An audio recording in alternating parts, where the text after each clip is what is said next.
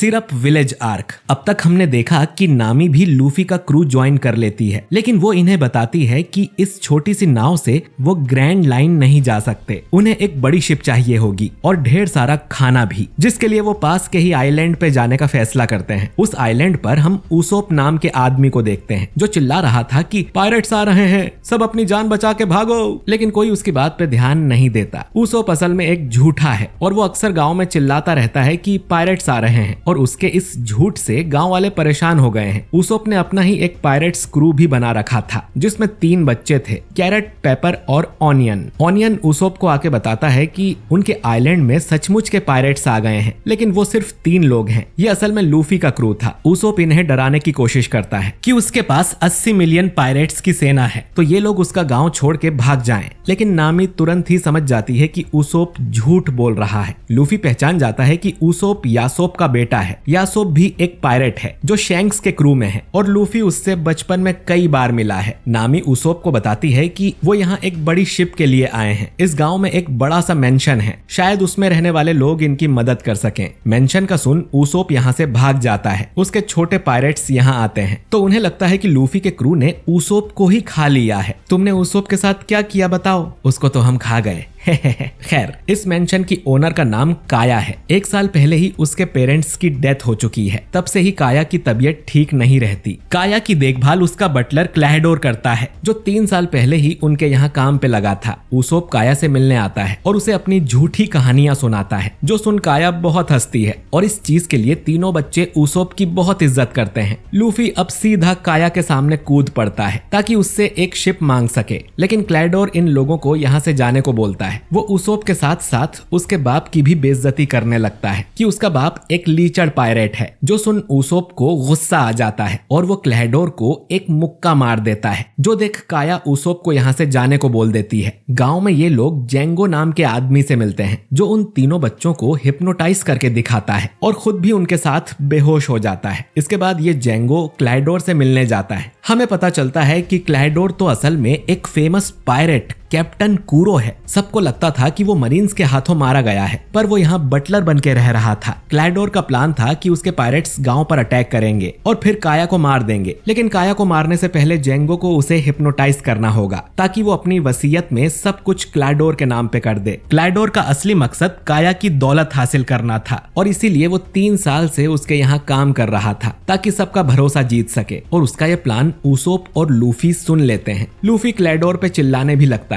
Django अब Luffy को hypnotise कर उसे बेहोश कर देता है, जिससे लूफी पहाड़ी से नीचे आ गिरता है और उनको लगता है कि लूफी मर गया। वहीं ऊसोप को क्लैडोर जिंदा छोड़ देता है क्योंकि उसकी बात पे वैसे भी कोई यकीन नहीं करेगा। क्लैडोर के पायरेट्स कल सुबह होते ही गांव पे हमला कर देंगे। अब ऊसोप गांव में जाकर चिल्लाता है कि पायरेट्स सच में आने वाले हैं, लेकिन हमेशा की तरह इस बार भी कोई उसका यकीन नहीं करता। वो काया को जाके बताता है कि क्लैडोर असल में एक पायरेट है और काया को मारने वाला है, पर काया भी उसका यकीन नहीं करती। उसे लगता है कि क्लैडोर ने ऊसोप को भगा दिया था, इसीलिए वो ऐसा बोल रहा है। काया ये भी जानती है कि ऊसोप उसे झूठी कहानियां सुनाता था। ऊसोप अब उसका हाथ पकड़ उसे ले जाने लगता है तो काया उसे थप्पड़ मार देती है। बस लूफी का क्रू ही ऊसोप की बात मानता है और वो लोग क्लैडोर के पायरेट्स से लड़ने का फैसला करते हैं। इधर क्लैडोर काया के दूसरे बटलर मैरी को अपने पंजों से घायल कर देता है। सुबह होते ही क्लैडोर के पायरेट्स गांव की तरफ आने लगते हैं, लेकिन ऊसोप उनके सामने खड़ा हो जाता है कि वो अपने गांव वालों को कुछ नहीं होने देगा। पायरेट्स उसकी धुलाई कर आगे बढ़ने लगते हैं, पर लूफी और जोरो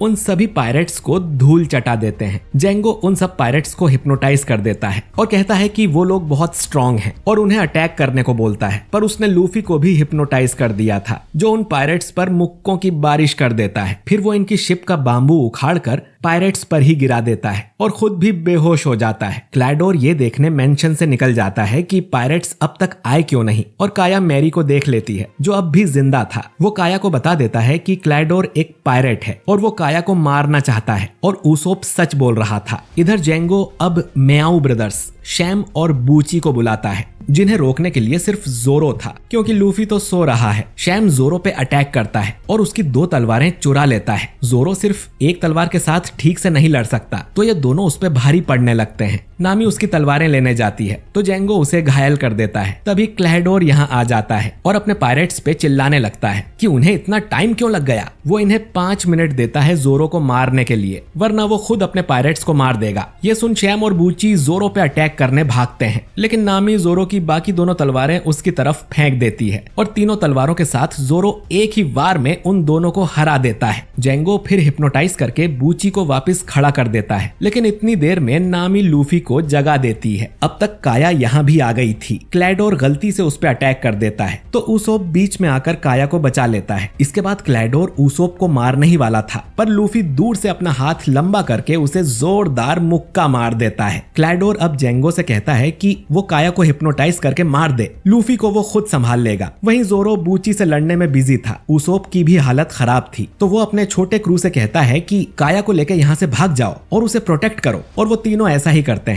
थोड़ी देर में जोरो बूची को मार देता है और उसोप को लेकर काया को बचाने भाग जाता है। अब सिर्फ लूफी बचा था, जो क्लैडोर से लड़ने लगता है। क्लैडोर उसे कड़ी टक्कर दे रहा था, जो देख उसके पायरेट्स चिल्लाने लगते हैं कि कैप्टन कूरो की जय हो। तो क्लैडोर बोलता है कि मुझे उस नाम से बुलाना बंद करो। उसने ये सारा प्लान ही इसीलिए बनाया था क्योंकि वो पायरेट की लाइफ से परेशान हो गया था। यहाँ वहाँ लूटमारी करना, मरीन्स से अपनी जान बचा के भागते रहना, इस सब से वो थक गया था। तो एक दिन जब मरीन्स ने इनकी शिप पर हमला किया तो क्लैडोर ने प्लान बनाया कि वो अपनी मौत का नाटक करेगा, और वो अकेला उस मरीन्स शिप पर गया और वहाँ के सारे मरीन्स को हरा दिया। फिर जेंगो ने एक दूसरे आदमी को हिप्नोटाइज करके उसे कैप्टन कूरो बना दिया और एक मरीन को हिप्नोटाइज कर उसे ये बता दिया कि उसी ने कैप्टन कूरो को पकड़ा है। ये मरीन और कोई नहीं बल्कि कैप्टन मॉर्गन था। उसका जबड़ा भी क्लैडोर ने ही तोड़ा था और जेंगो के हिप्नोटिज्म की वजह से ही वो खुद को इतना महान मानता था। खैर, मरीन्स ने इस नकली कूरो को मारा था और असली कूरो क्लैडोर बनके काया के मेंशन में रह रहा था। क्लैडोर अब लूफी पे पंजा मारने जाता है तो लूफी एक बड़ा सा पत्थर आके गिरा देता है, जिससे उसका एक पंजा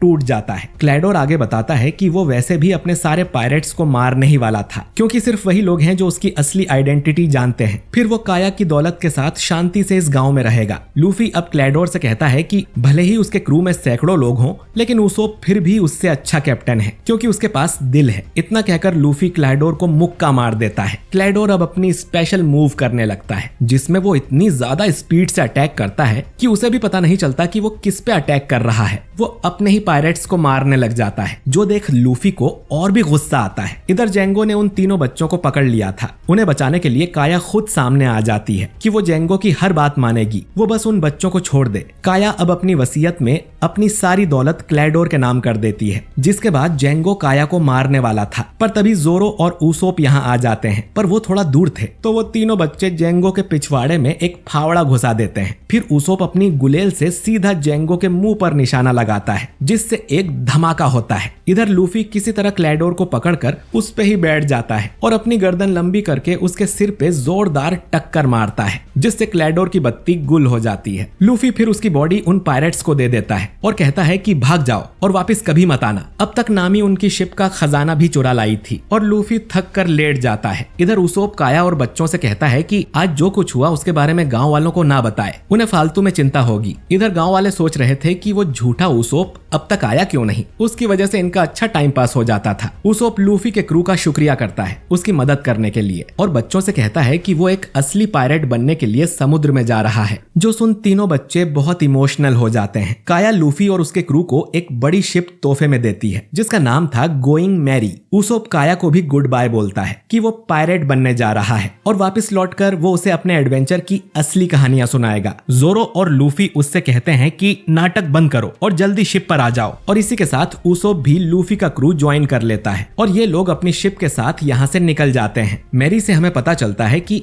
उसोप का फादर जब पायरेट बनने गया था तब उसकी मदर की तबीयत बहुत खराब हो गई थी और उसोप चिल्लाता रहता था कि पायरेट्स आ गए, ताकि ये खबर सुन के उसकी मदर थोड़ा अच्छा फील करें। पर वो जानती थी कि उसोप झूठ बोल रहा है। वो चाहती थी कि उसोप भी बड़ा होकर अपने फादर की तरह बहादुर बने। फिर उसकी मदर की भी डेथ हो गई थी और उसके बाद से ही उसोप चिल्लाता रहता था कि पायरेट्स आ गए। खैर, उसोप के बाद उसके तीनों छोटे पायरेट्स ये ट्रेडिशन जारी रखते हैं और वो लोग चिल्लाने लगते हैं कि पायरेट्स आ गए, और वन पीस का तीसरा आर्क सिर्फ विलेज आर्क यहीं एंड हो जाता है। आपको ये आर्क कैसा लगा कमेंट करके जरूर बताइए। अगर आप चाहते हैं कि मैं इसके अगले आर्क को भी एक्सप्लेन करूं तो कमेंट में यस जरूर टाइप करें। बाकी वीडियो अच्छा लगा हो तो इसे लाइक और शेयर कीजिए। कमेंट करके बताइए कि आपको ये आर्क कैसा लगा, और अगर आप हमारे चैनल वाइपर एनीमे एक्सप्लेन्ड पर नए हैं तो हमारे चैनल को सब्सक्राइब करके बेल आइकन जरूर दबाइए। मैं मिलता हूं आपको बहुत जल्द अगले वीडियो के साथ। शुक्रिया।